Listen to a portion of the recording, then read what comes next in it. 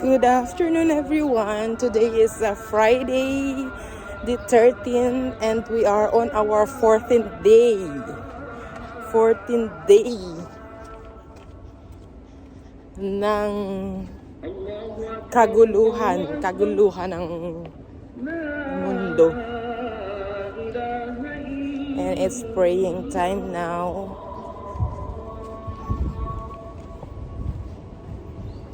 So, papasok na ako sa trabaho and it's afternoon already. Maaga ang gising kanina dahil sumabog na naman.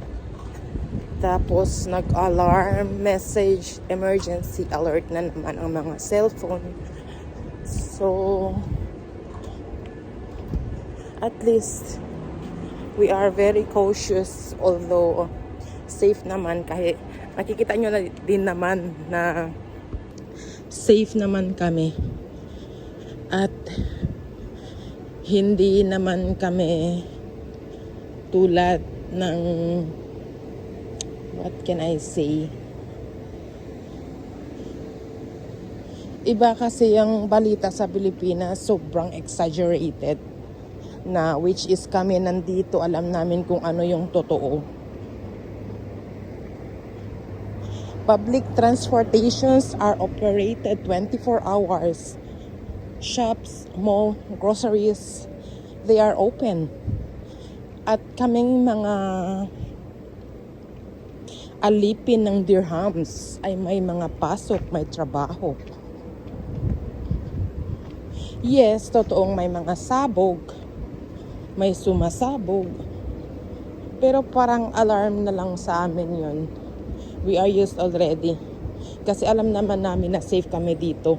At alam naman namin na yung UAE government ay gumagawa din naman sila ang best nila to keep the citizens and the residents safe and protected.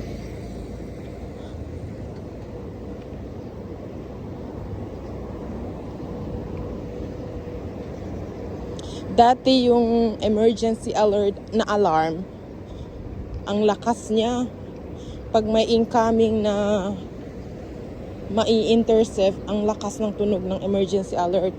Tapos ngayon, pinalitan nila during night time, tapos morning na lang yung malakas.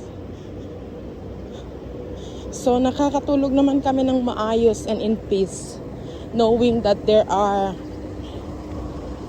civil air defense who are wide awake protecting us, protecting its people, and thank you UAE for that.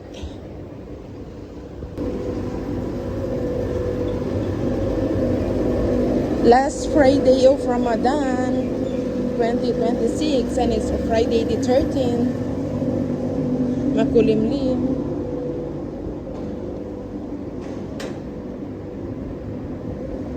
So, tingnan nyo, makulimlim ang araw, pero maraming tao nag-aabang ng bus kasi papasok sa trabaho.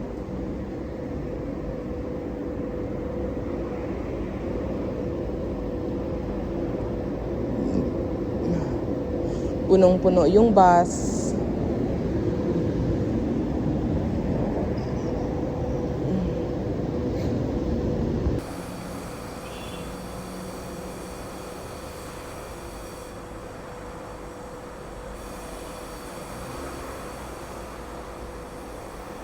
So, ang mga restaurant ay sarado during daytime kasi nga Ramadan. Pero mamayang hapon, nakabukas na yan sila.